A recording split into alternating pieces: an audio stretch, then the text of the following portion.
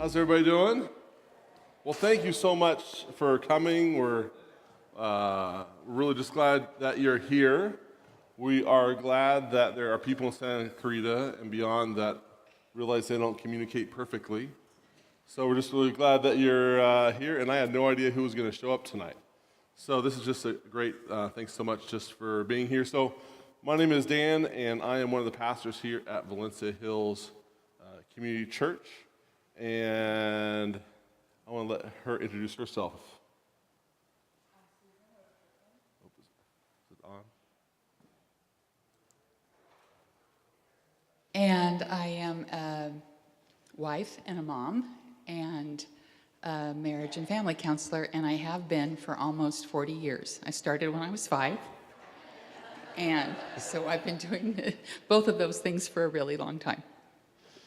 So a little bit about my marriage. I've been married 21 years, my wife Carly, and we met on the way to Hume Lake. If anybody's ever been to Hume Lake, it's a wonderful place. We met actually as teenagers, and they got married, and we have 2 boys, 14 and 11. And I just think this area is so important because communication just affects so much, affects our kids, grandkids, our well-being, and so much more. So I'm just really thrilled that you're here, and there's a passion of ours in the way that I meet with people sometimes, and there's times I'm like, I wish I could install some communication tools into people, and that takes work.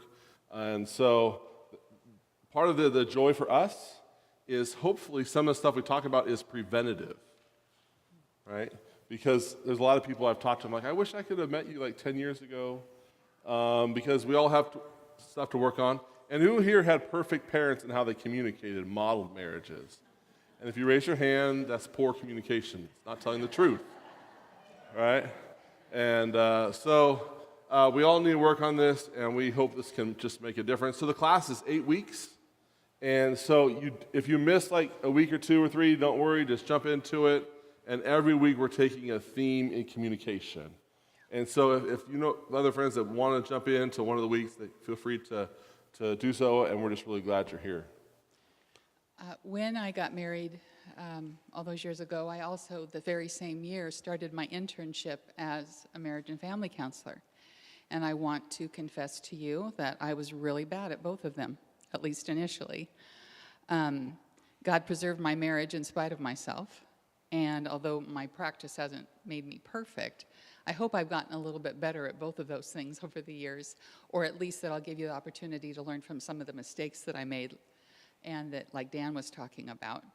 I want to tell you what this class isn't going to be. It is not going to be us standing up here and telling you how awesome and flawless our own marriages are, and for me telling you that my husband and Alex and I just never disagree, or when we do, it always ends in an hour of romantic prayer. Our marriage is made up of 2 broken sinners, just like everybody else's. And so I'd like for you to think about Dan and I as companions more than guides. I think I'm gonna learn a lot from what he says. I hope he learns a little bit from what I say. And I think it's important that we all admit that we're weak and we're not experts who have nailed marriage by any extent. And so I'm grateful too to be here. Also want to tell you a little bit why I think this class is important. I was recently reminded in a book I was reading that about a story that I heard years ago that really impacted me. And it's a true story. And what happened was in San Francisco in the 1970s, a man walked from his home to the Golden Gate Bridge, and his mission was to jump. And he passed a bunch of people along the way. And he climbed the bridge's 4-foot safety railing, and he jumped 220 feet to his death. Now, when they investigated what had happened, a note was discovered on his dresser, and he said, "I'm going to walk to the bridge. If one person smiles or talks to me on the way, I will not jump." That image is so stark that a man walks to his death surrounded by people around him who were unaware of the life-saving gift of words that they could have given that man. And so if a single stranger smiling or saying hi could have saved his life, can you imagine what more words of kindness could have done? And it was shortly after I read that story that Dan called and asked if I would teach a class on communication with him.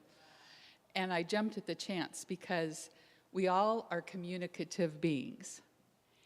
And we all use our words, and they have power to either give life or to destroy. And God expects us to use our gifts of speech and communication for our good and for the good of others. And so in our short life, we're going to have a million opportunities to use our words in ways that empower and encourage or in ways that are hurtful. You know, John Owen, the great theologian, wrote that God gives us through words. He loves life into us through the words that he uses. And we have the same opportunity. So I hope during the next 8 weeks, we will learn a little bit more how to love life into one another. So one of the things we're going to offer also is a chance for you to meet a few people who really have a passion for marriage. So there's 3 or 4 couples, 4 or 5 couples out there that we met a few weeks ago. If you could raise their hand, so the Brooks and Reichels and Anderson, all those. So those people that raised their hand are people who I've done some marriage ministry with over the years. And one of the things we talked about is how to make this even more practical. All of them, I would say, have worked through some challenges in their marriage. And we have a thing called Coffee with a Couple. So if you ever want to take them out for coffee and say, how'd you work through stuff in your marriage? They're glad to do that. All right? Even though you might have just met tonight, we have a passion to make this really a personal thing. So one of the theme tonight in communication is perceptions. So there's actually 2 handouts. There's one that's just 1 page, and there's another one that's probably 4 or 5 pages. Hopefully you all can grab some of that. So the theme is perceptions, because perceptions change everything. It just changes everything. So I'm going to give you a story when I was first married. So when I was first married many years ago, my wife and I had a little disagreement about something, and after a few minutes, I could tell she still wasn't like over it in 2.5 minutes. And I was like ready to move on. And for some reason, she was a little resistant to that thought. And so my perception is, I saw her and I go, I need to insist that we talk so we can be over it in about a minute. Now, I was literally 6 months married and had so much to learn. And so we lived in a 1-bedroom apartment. And so she walked from the tiny living room to the bedroom, and guess what I did? I followed her. And I still remember the very distinct look. What are you doing? And my perception was, if I insist that we talk, it will make it better. Because I like conflict, she probably doesn't, and we can be over this really soon, and we don't have to have any more tension the rest of this Saturday. Now, what do you guys think about that perception? Makes perfect sense. Thank you. We are done for the night. Yeah, it made it worse. It made it worse in this situation because my perception affected how I wanted to communicate. And the person you talk to the most is you. Right? So I looked up today, the average couple might spend, it just depends on the couple, if it's a weekday or weekend, 15 to 30 minutes talking to their spouse in a day, give or take. Right? But how many hours do you spend perceiving yourself? Yeah. All day long. From the time you wake up to the time you go to bed. We are really good experts on us. So part of this is just think, I have control of what I perceive 16, 17, 18 hours a day, and I might have influence over half an hour a day. What should I focus on? The 16 hours. So we just really want to talk about perceptions because that will really affect the way you communicate. You'll notice that we said that Paul Tripp, one of my favorite quotes that I think about all the time is that no one's more influential in your life than you are because no one talks to you more than you do, which is true. neuroscientists say that we can think 30,000 messages a day in our brain, and that we usually don't evaluate them. We just accept them and receive them as being reality. So whatever I'm saying to myself, since I communicate with myself too, is going to really color the way I talk to my mate. So, for instance, if I think the following thought, my spouse doesn't get it, and I repeat that thought, what will I find in my marriage? I'll find evidence for it. Anybody ever find evidence for something? Yeah. See, she is just like her mom. Or whatever thoughts you might have, or see, he really doesn't care, or see. So part of this is learning to observe what we perceive and the meaning we put behind things. Yeah. And so part of this, we just go about our day, we don't even realize the meaning we give things. So, for example, anybody here ever assume negative assumptions about their spouse? Like you assume, well, if she was really respectful, she would have never said that. Or whatever those type of things. So this idea of perception, it's hard for us, I think, to be honest about it and to notice it. And it's so easy to notice it about the other person. And it's also hard to take when we discover that our perceptions differ from each other, because we all assume that what we think is accurate. And we think that what I think shapes reality for everybody else too. When I got married, I discovered more with each passing year that my husband was annoyingly independent in the way that he thought and perceived things. And I thought, well, you're supposed to see it the way I do, because, I'm the professional. And how'd that go over? Oh, I only thought that. I didn't say it. Okay. But his perceptions were his own, and they weren't determined by me. And we can't, as Dan was saying, require that someone or assume that someone is going to perceive the exact same situation or experience or conflict in the exact same way that we do. A different person is going to look at the same situation and tell themselves a very different story about it.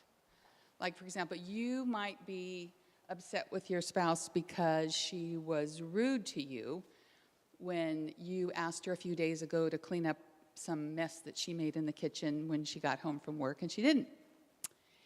And another person could have the same experience but tell themselves a story about how their spouse has been working so hard and how much you appreciated that. And that's just a little thing. Who cares if they clean up? Because look at all the money that they're bringing home. And look at how they went out a way to create a nice meal for me. You can look at the exact situation in an incredibly different way. And also let me say that while your experiences are your own, it doesn't make somebody else's less true or less valuable. We all perceive things through our own lens. So you don't need somebody to agree with your experience and with your perception in order for it to be true, or at least for it to feel true to you. Where we get in trouble with this, and why I say in the notes is don't quit taking it personally, is because a lot of times we'll hear someone else's perception and it happens to be different than ours. And we'll think, that's saying something about me. It isn't necessarily saying something about me, it's saying something about them. A feeling that they had, an experience they had, a perception that they had. So if someone tells me, I was really hurt when you did this, that's giving you information about your spouse. It's not saying you are a hurtful and horrible person. And that's how we tend to take the perceptions. And that creates conflict. So one of the examples of how perceptions really change things, and some of you might know the story, and some of you might not, in the Bible, in Genesis 3, of Adam and Eve. Eve thought by doing this one thing, she disobeyed God, that it would be really good. She perceived, doing this one action in Genesis 3, that actually life would get better. It actually says in Genesis 3, so when the woman saw the tree was good for food, it was a delight to the eyes, and it was to be desired to make one wise, she took it. So in essence, she perceived doing this one action is going to provide me benefit, when it was really the opposite. It ended up leading to death. And so, for instance, anybody here ever have the perception, if I just like get it off my chest the way I want to, and they can just deal with it, that will be good for us because it'll get off my chest. And not realize or perceive how I get it off my chest, how it impacts him or her. Right? We just think, I perceive this will be good, so if it's good for me, I assume it's good for you. And I think that happens. So today, actually, it's funny how these illustrations happen when you teach stuff on marriage. So I have a really old kind of junky car, and it's dead. And so this morning, before a marriage class, my wife and I go buy a used car together. So that's not my favorite thing in the world to do. And so I'm thinking, I probably should try to live out what I teach. And so it was we dropped off our kids, and we're going to go first thing this morning. And I'm like, I wonder how she's perceiving this. I didn't say it exactly. So I said, what are your expectations about how this is supposed to go today? And she's like, you go first.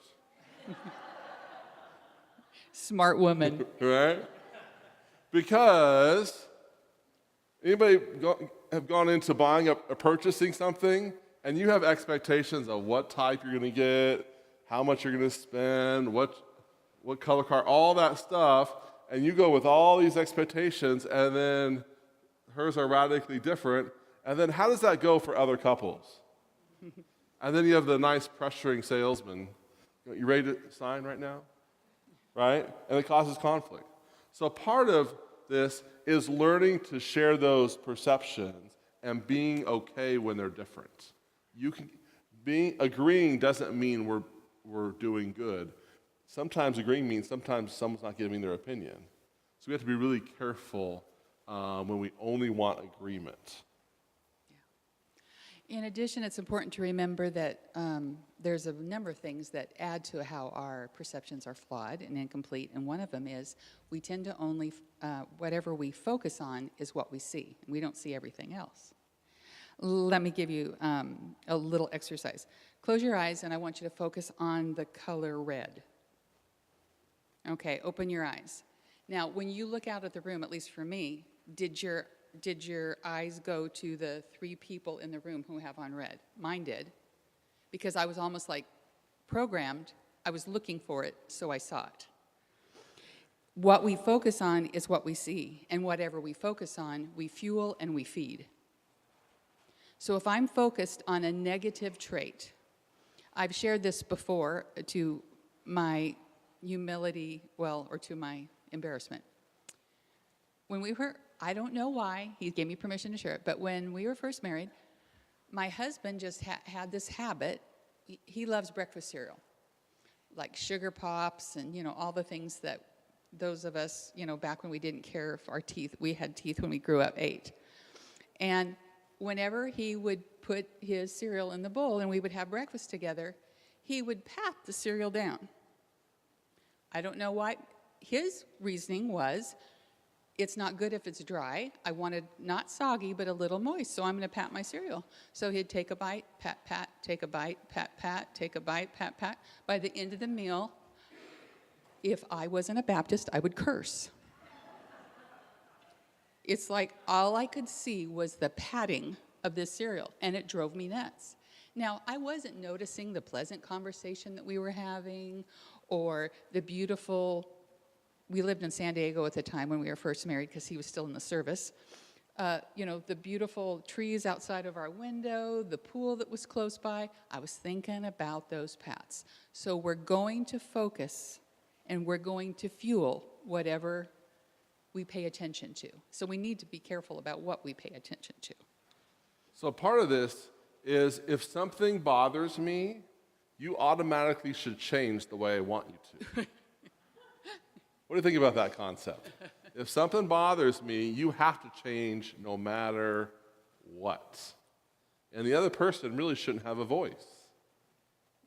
So sometimes we don't say all those words, but that's sometimes what happens. So for instance, in this lovely cereal example, if he was a really kind husband, he would never do that again the next decades of marriage. Right? Yeah. If I just pointed it out once, he would change instantly. I just say it once, and he'll remember it for decades.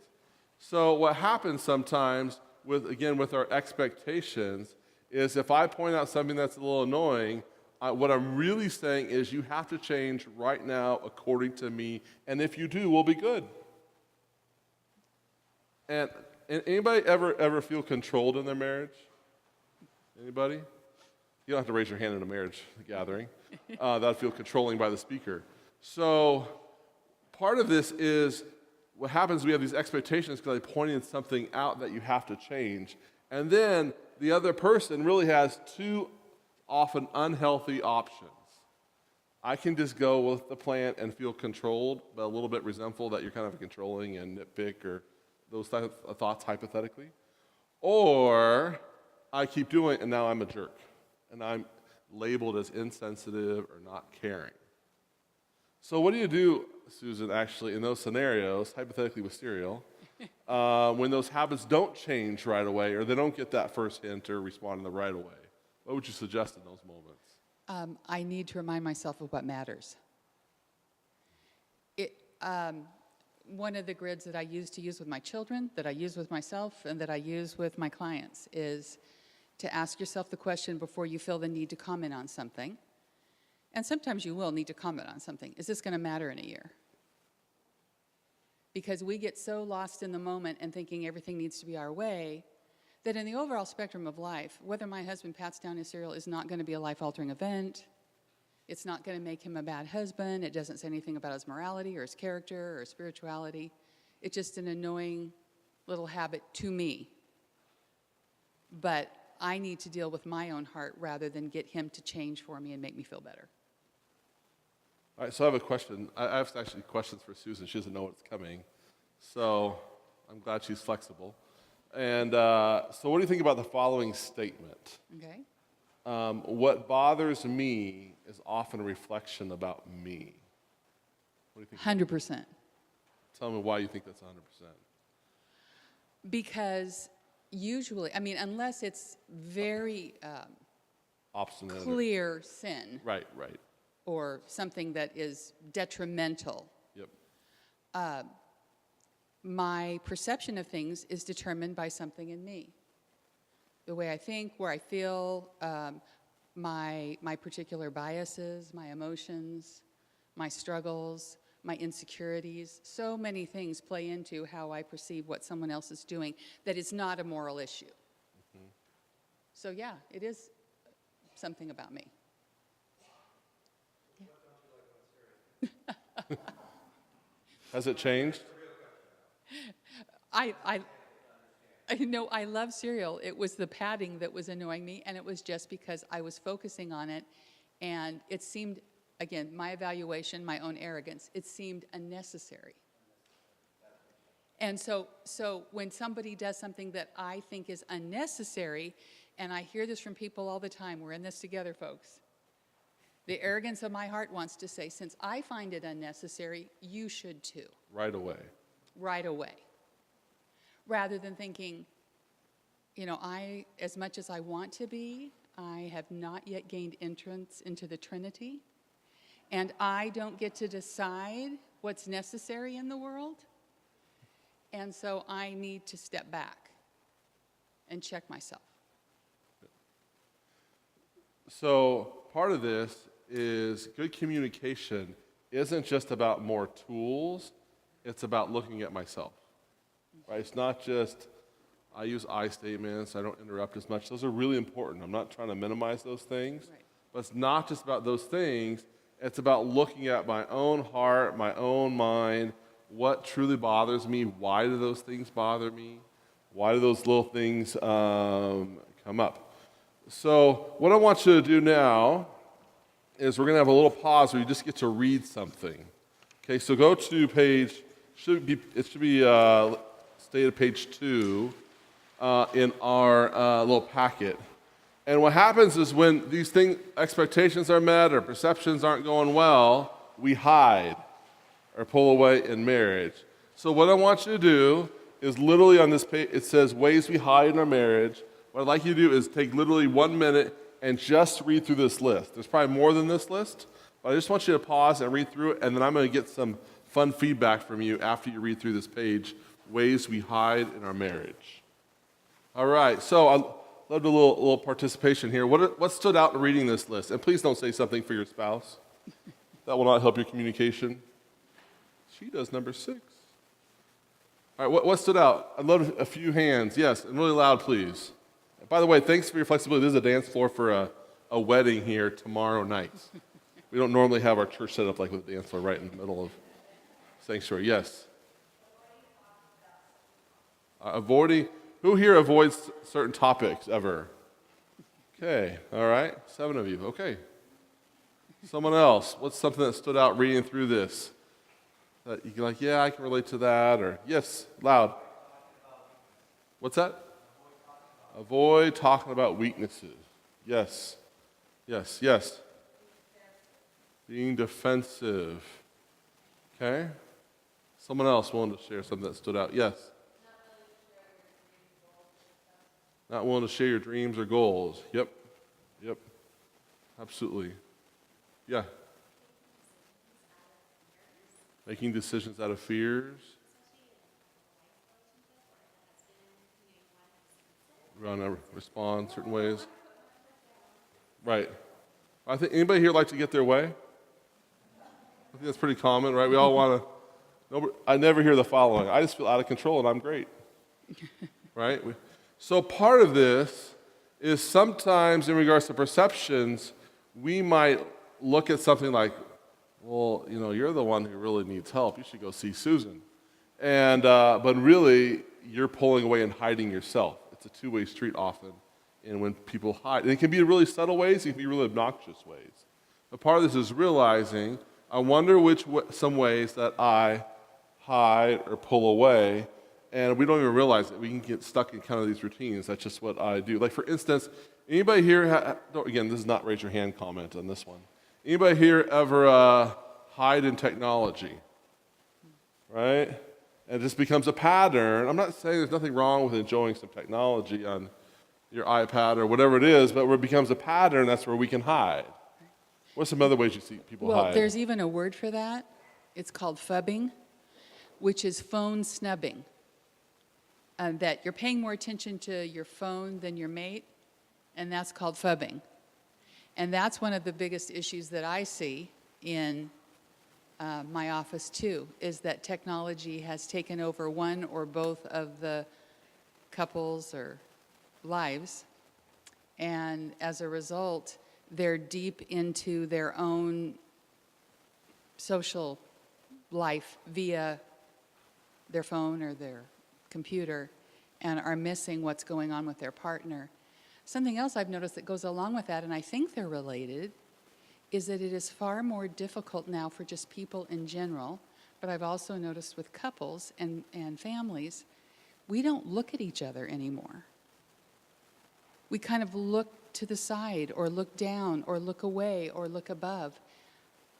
I really, maybe I'm paranoid, but I feel like that eye contact is becoming extinct because we're so used to not looking at somebody directly.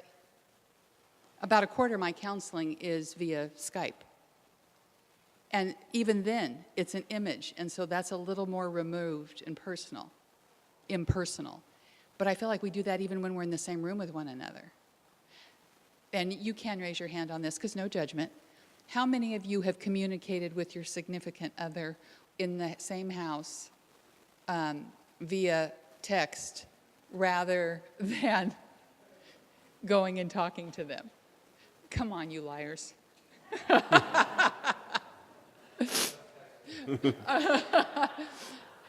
I'm not, again, no judgment. I do it too. But again, the number of encounters that we have face to face are diminishing, and I think that affects the way we communicate.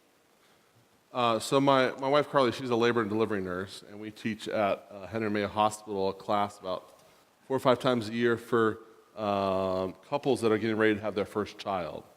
And as a labor nurse, here's what, she's one of the charge nurses there, and she sees this, and we talk about this. We usually have like 8 to 10 couples, all 6 to 8 months pregnant. And here's what she sees all the time. A mom will be feeding her brand new baby with one hand, and what's she doing with the other hand?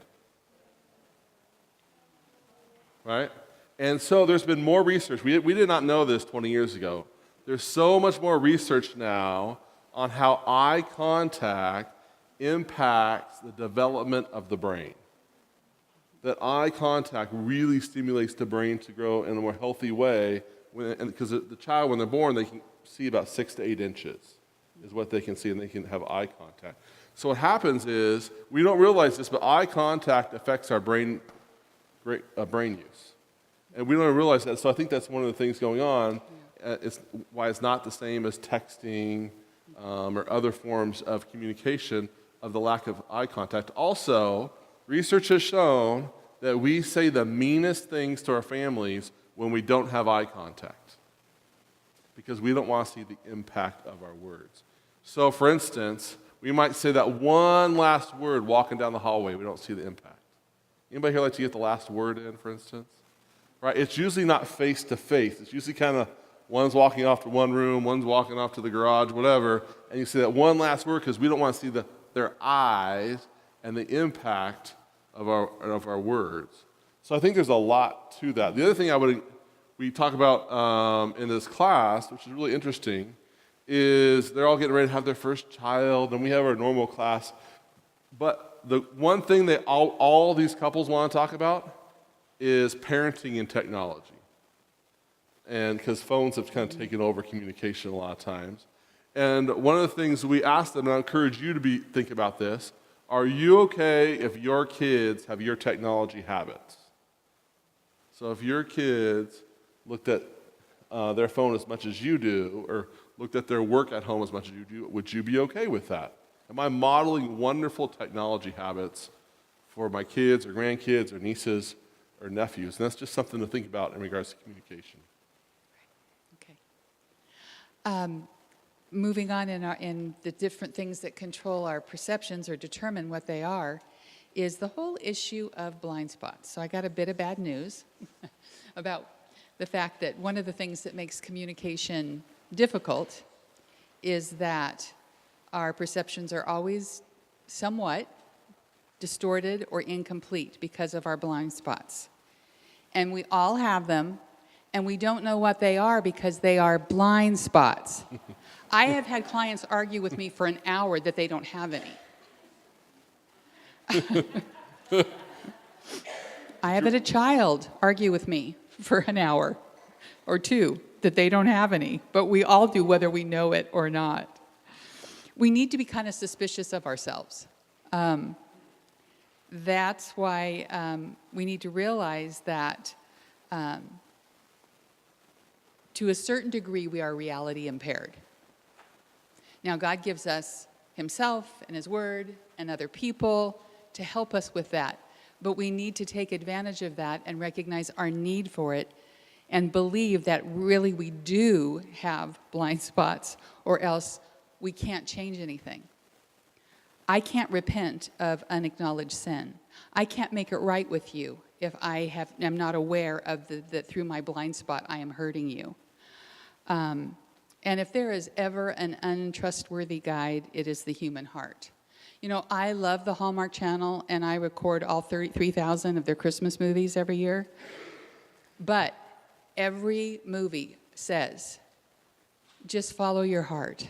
And I think that is the worst advice I have ever heard. Because our heart is not a good guide. It is not a good guide. Because we filter, our heart is what does the filtering of the blind spots. And it's kind of a lazy guide, and it's filled with emotions, and it's kind of drunk on the liquor of what feels good. That's our heart. So I need somebody else to impact it, rather than me just doing what I think I should do and wreaking havoc in somebody else's life, and because of my blind spot, not even knowing that I'm doing that. So something I say to myself almost every day is, plank, meet eye. There's a plank in my eye that I need to guard against and learn about every single day. I'm not going to see reality the way it exactly is. And I need people like you and people like my family, and I need my Lord, and I need His Word to give me a clear vision of where that plank is stuck in my eye, because I'm always going to find it if I'm willing to search. Another problem that develops with, or that comes along with that, is self-righteousness. I think I probably, if I took the test, would get a PhD in self-justification. I can find 1,000 ways to explain why what I did was good or better than what you did. That doesn't make it true or right, but I usually can justify, and it's my self-righteousness that I give myself permission to exercise when I do that. I read a quote that I want to have tattooed on my brain. If you're not the worst sinner you know, then you don't know yourself very well. The truth is we tend to be really good lawyers when it comes to our own mistakes, but really good judges when it comes to the mistakes of others. That's our self-righteousness at work. And let me give you a good guide to help you determine a little bit just how, if you're a tiny bit self-righteous, here's what I want you to do. I want you to look at the course of the last week. If you accused, even subtly, your partner, your mate, your children, anybody else in your life, if you accused more than you apologized, then what you're communicating is, I think that I'm smaller of a sinner than you are. That's self-righteousness. So if I charted out how many accusations that I make opposed to how many apologies I made, depending on what side I come out on, I'll know how much work I have to do. Just remember that no sin in all the world should bother us more than our own, because ours is the only one we can work on. And so we need to be focused on that. And then also we want to be careful, because what self-righteousness leads to is judgment. Do you want to say something about judgment? Sure. So sometimes I'll be talking with a couple, and one of the spouses will say, my husband or my wife, their walls are just so high. They don't open up very much. You can just see it a mile away. And they start actually judging them for their wall. And not always the case. There's multiple reasons for this. But one of the reasons is we can be judgmental in our own marriage. If you ever think the following, why don't they just? I don't know if there's... Or say the following. Right. Why don't they just why say... don't you just? Why don't you just? Right there, that is such, I would say, a tone of being judgmental. So sometimes the reason our spouse's walls are high is because we are actually quick to be judgmental. And we don't even know it. And we might say things like, well, I just want to feel free to express myself, when really it's being judgmental. So again, it's those things, a blind spot that I would say all of us can have in a marriage setting is a tendency to be judgmental. What are some of the ways? I'd love to hear a few people, are the ways that you've seen maybe other people be judgmental. What type of phrases might come out? Again, please don't talk about your spouse, yourself, or just in general. So, a subtle way someone can say something judgmental in a marriage setting. Yes? Comparing yourself to someone else. Yes, that. Well, yeah, right. That I've never heard that go well. Right? Well, that's a great point. Now I'm going to change. Right? Judgmentalism will never lead to change in your spouse, even though we think that if I just keep pointing out more wrong. Yes? Yeah, that pointing the finger type mentality. Yep. Just think of the phrase, "You make me so mad." So who's at fault in the whole evening? You. Right? What's another phrase that can come across judgmental in marriage? Any other thought? Yes. Oh, he's consulting his spouse for if he should say that comment. Yes. I don't mean to hurt your feelings by saying this, Right. I don't mean to hurt you by saying this, but, right? Anybody else that want to? I wish you, right, right. Now, just think of that phrase, I wish you would. If we're actually, having some integrity, it's a wish, and it's okay if they don't do it. No, it's not. Thank you for your honesty. Yeah. Because usually what follows the I wish you is, I wish you wouldn't always. At which we use the big word like always or never. I wish you wouldn't always do that. So then we're implying something about their character, Right. which then becomes a judgment. We're almost implying we're their parent, Yeah. right? Like I wish, so you better jump. And again, we don't say all those words because sometimes we struggle to say what we mean and mean what we say. We'll say phrases like that. And I've seen this, especially guys will take them literally. Well, it was just a wish.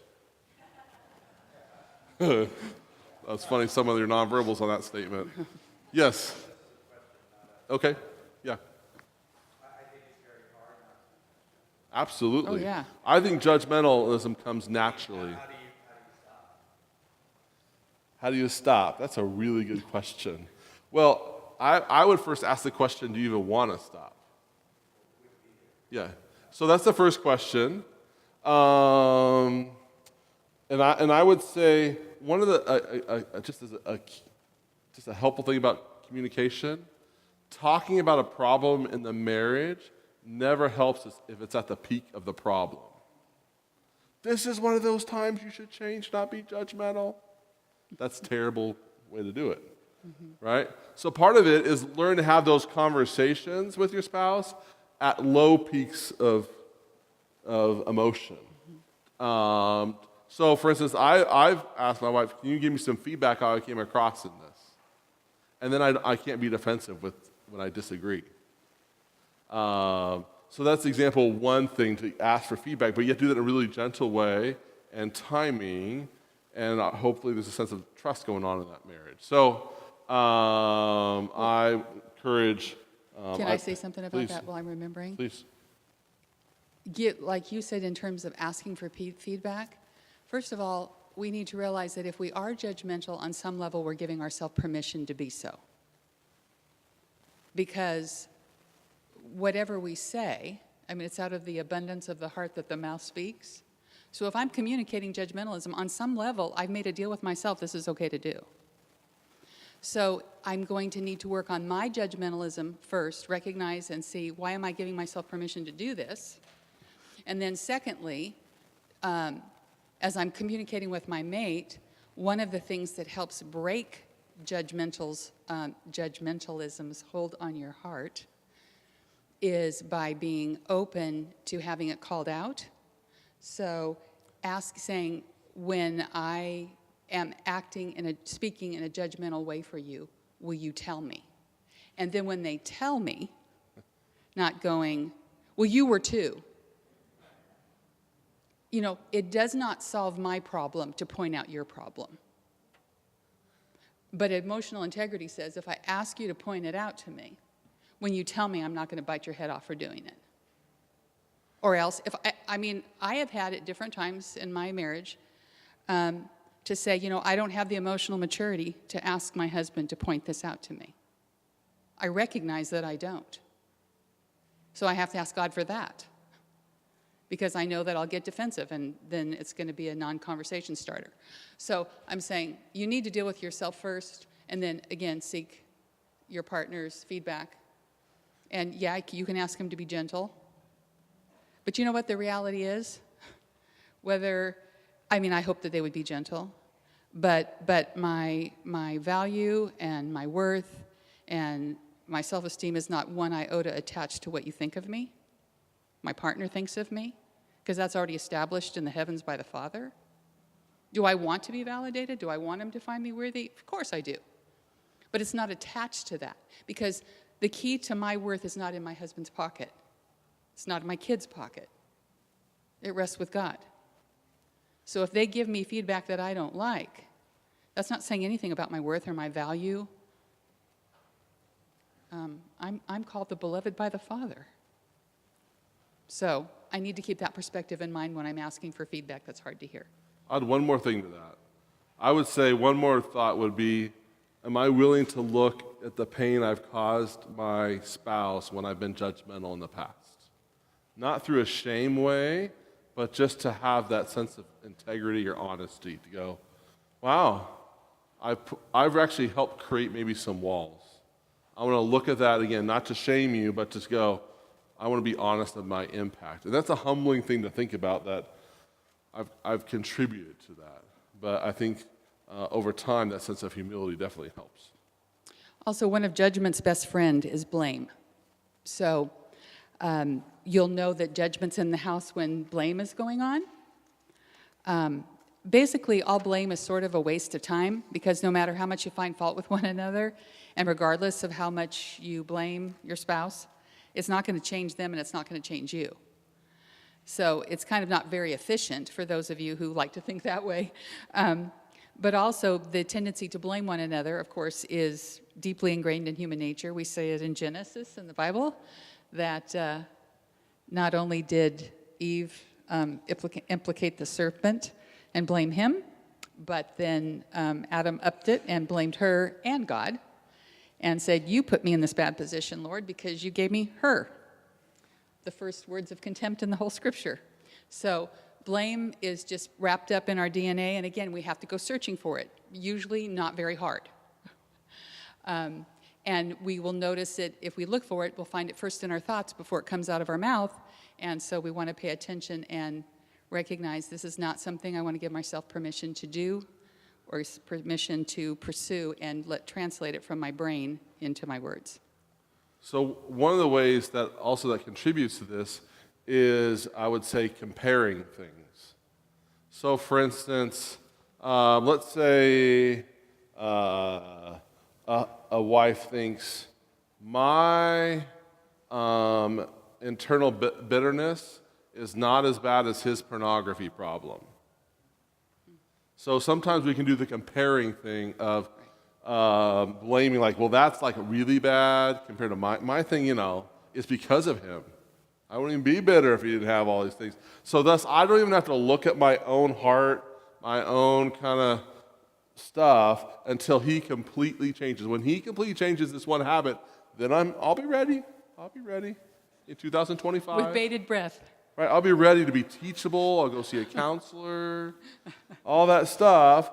And so what happens is, in that situation, she's giving him all the power and giving him too much power, instead of going to God, kind of Susan was saying earlier, and the blame actually is leading to personal passivity, especially spiritually, emotionally, and personally. And let's end the blame aspect of this talk by, I want to show you my absolute favorite quote about blame. Placing blame in marriage is like saying your side of the boat is sinking.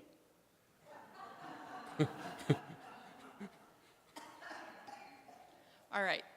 We also, our perceptions I think we can just end on that great quote. I think that's great. Our perceptions are filtered also through our feelings. Now, tens of thousands of thoughts cross our mind every day, and we don't examine or verify most of them, if any of them. But each thought that we have, those 30,000 thoughts that I was mentioning, usually are attached to some level of emotion. And so that dictates a little bit, that's the background, and how I respond emotionally to one another. Now, the big mistake that everybody makes is that most couples, when they think that when they say something during a conflict, and you referred to this a little bit, or even just a conversation, when they say something, that it's an absolute truth than a reflection of an experience that they felt in that situation. In other words, if I feel it, then it must be a fact. If I feel that you don't care for me, for example, I feel like you didn't show me the love that I deserved, then you don't care for me, and you don't love me like you should. So can I give an example to that? I've seen Can this. I say one more thing? Please.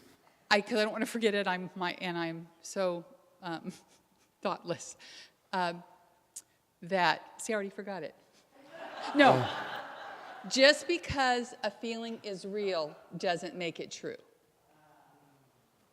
A feeling can be 100% genuine, sincere. I experience it with the ferocity of 1,000 suns. That doesn't make it true. Now, So, I'll give you an example for this. yeah, that'd be great. So let's say, and I know it's a little stereotypical, but let's say a husband works late. He's late for a marriage class even, hypothetically, whatever it is. And when he sees her, she has a comment about him being late. And so the feeling he has is a little bit of disrespect, and thus he feels that she is ungrateful for how hard he works. Because she goes, I thought you were going to get home a lot earlier so we could go to the marriage class, hypothetically. Right? So she expresses that statement, and so because he feels a little disrespected, he's a little tired, so he assumes his truth, which is really not completely true, is she's an ungrateful wife. That's now, instead of, she wanted to go to the marriage classes together, and she was looking forward to that. Or she wanted time to connect and talk before the class. So because he had these thoughts and feelings, he can really have this, now, you know what? For the last 10 years of our marriage, she's been so ungrateful. I remember she said this last week too. Right? So the idea of these feelings that can happen can almost help him build a case. Then there's just more distance in the marriage. Which goes back to the confirmation bias, that what we look for, we're going to find. Absolutely. Yeah, and so that's all mixed up together Yep. with our emotions as well. Some of the feelings, Dan, that filter through our perceptions are fear, pain, anxiety, and shame. You want to say anything about that? So why don't we actually go to the page 1 in the handout of the 4 or 5 pages. And again, I just want you to take 1 minute. I think it's just helpful to glance through these. There's a lot more than you realize. Fears in marriage. And again, I'm not just talking about fear like I'm really scared of an earthquake coming, but fear and anxiety and worry kind of all in that same category. Just glance through these different fears, and there's actually 40 of them here. And again, I'd love to get some feedback on these fears in marriage. So just 2 or 3 of you, what stood out in this page? Versus this would have been good for my parents years ago. Any thoughts on this page? Yes? Right, you'll pass on negative aspects to your children. One of my thoughts, you'll probably get tired of me saying this, but one of my favorite quotes, I can come up with this, is, am I okay one day if my kids have my marriage? Right, it just changes how I think about it when I ask myself that question. Someone else, another thought. What stood out just reading through these fears? Besides, there's more than I thought. Thanks a lot. Yes, sir. Right. Yep. The idea of closeness, how we deal with that. Yep. Absolutely. Good. Why don't you jump into more stuff, Susan? Oh, there's another thought? One more comment, right Yeah. there. You'll not be understood. We crave to be understood. Yeah, we do. Right? I think that's something we really crave for, and we don't know how to always articulate it sometimes when that's not happening. That can lead to more anxiety and more anger when we're not feeling understood.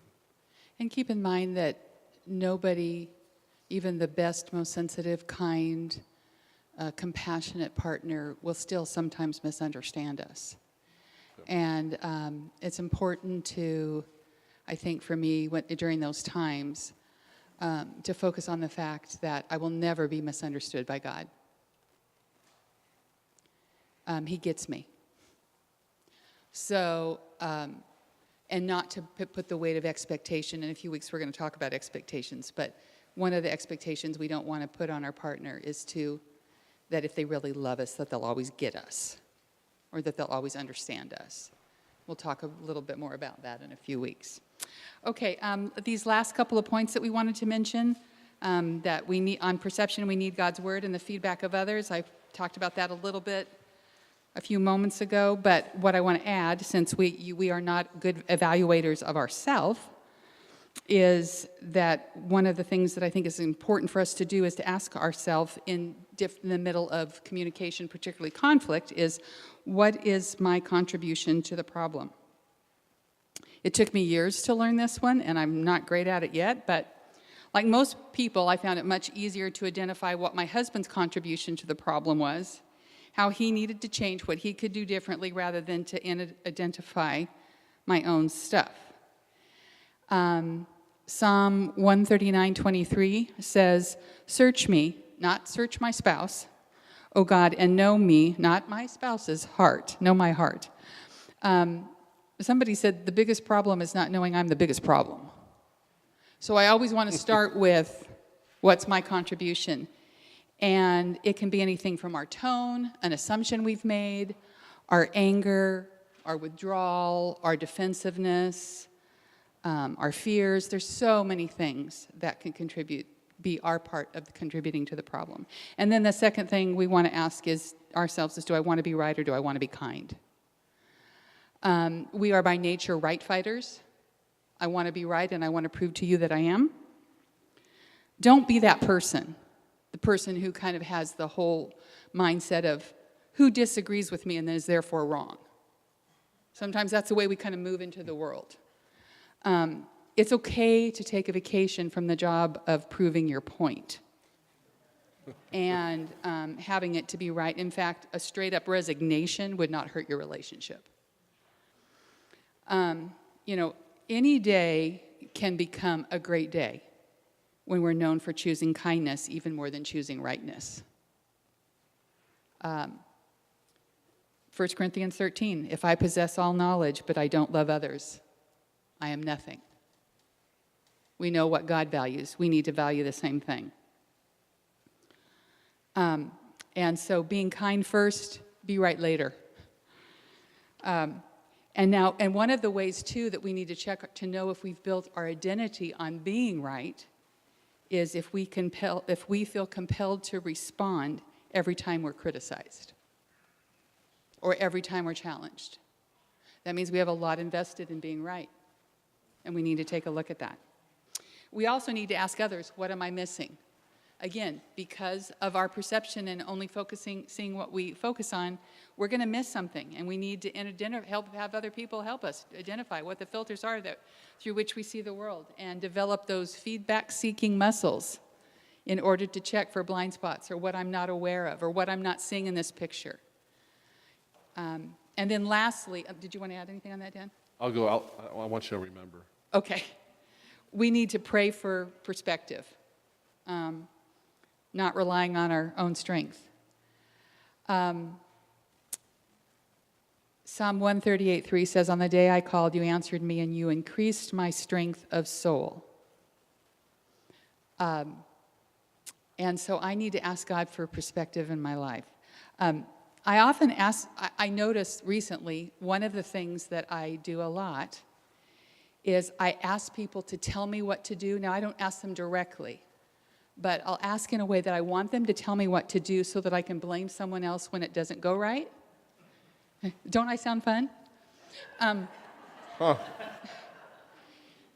And I have to identify that and recognize that I need perspective on that. And so those are the kind of things that I deal with daily and that I get to haul into my time with God and basically say to him, here's the junk, Lord, deal with it. And so I want the grid and the mindset or the heart posture through which I perceive the world to be, Lord, help me by examining myself first, as I say there. And that means staying in my lane. That was an expression that my dad used a lot, but you guys are almost all of you are younger than me. Have you heard the expression, stay in your lane? Okay.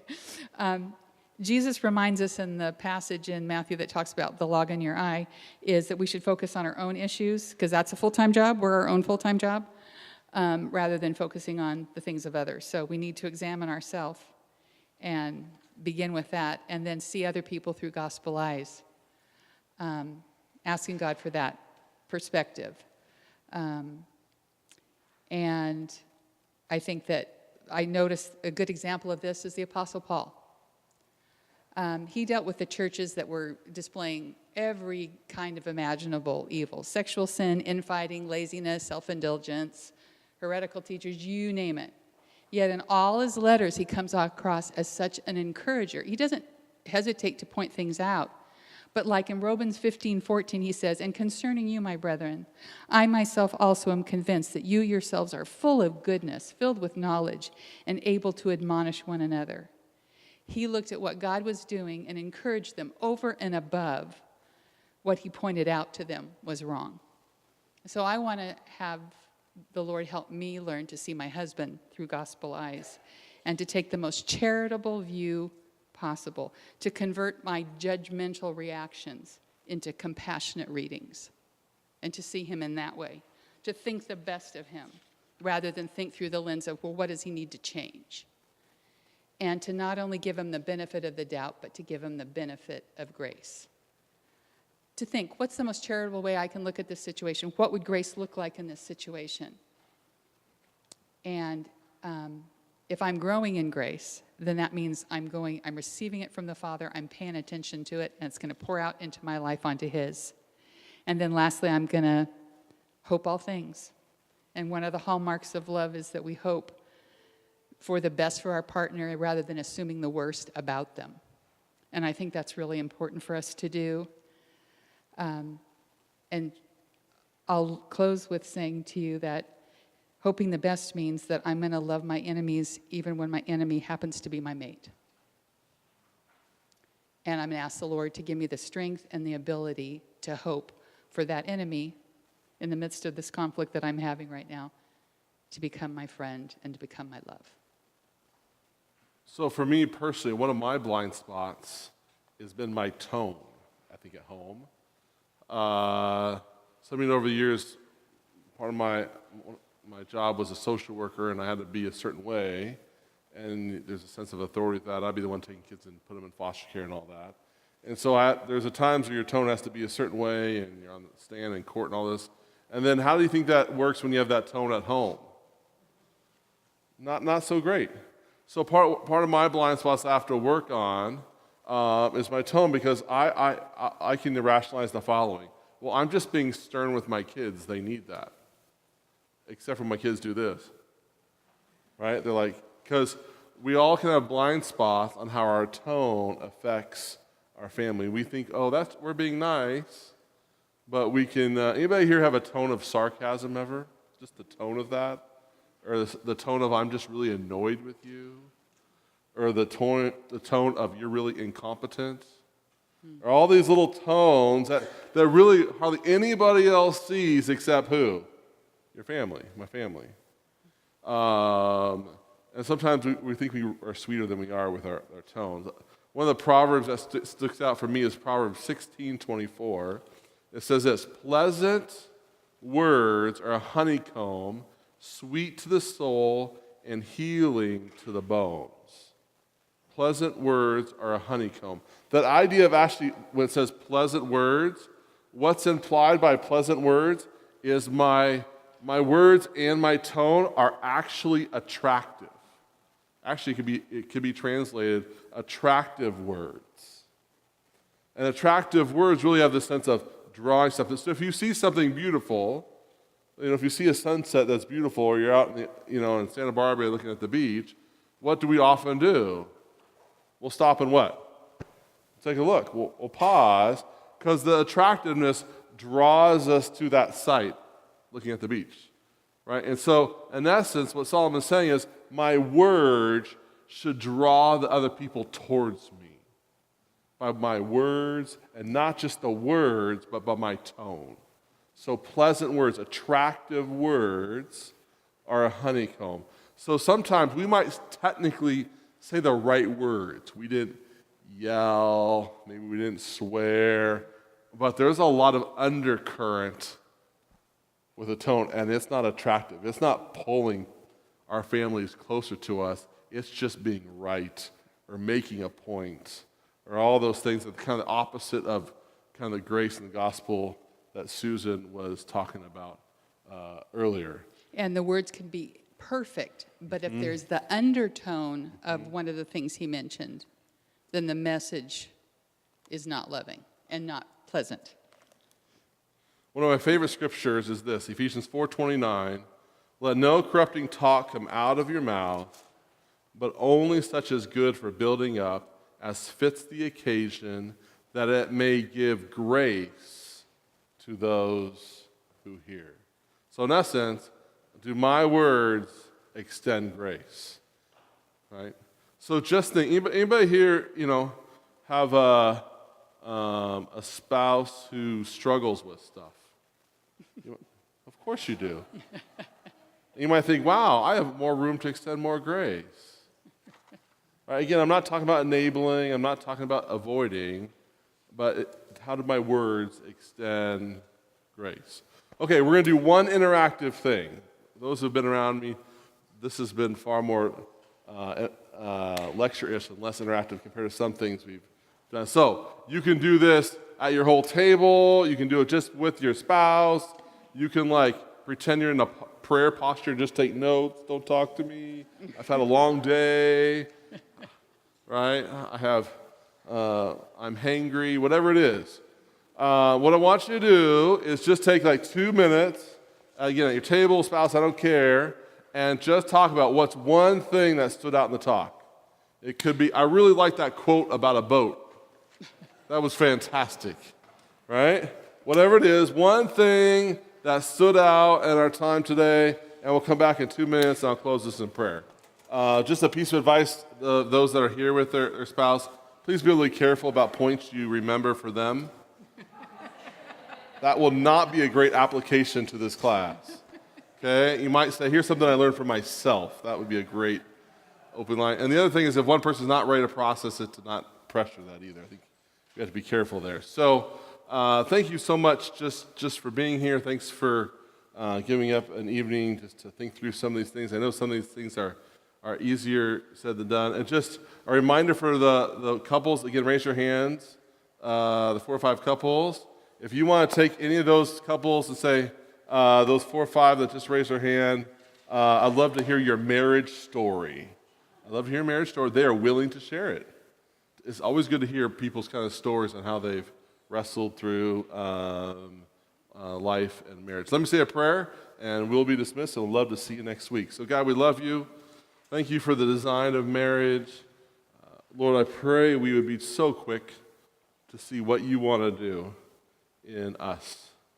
Lord, I pray we would continue to have our perceptions refined by you. We would grow in humility. We would be quick to notice when we're judgmental, even in our marriage. And we love you in Christ's name. Amen. Thank you so much for coming. We hope to see you next week when it couldn't get any more fun. We're going to talk about control.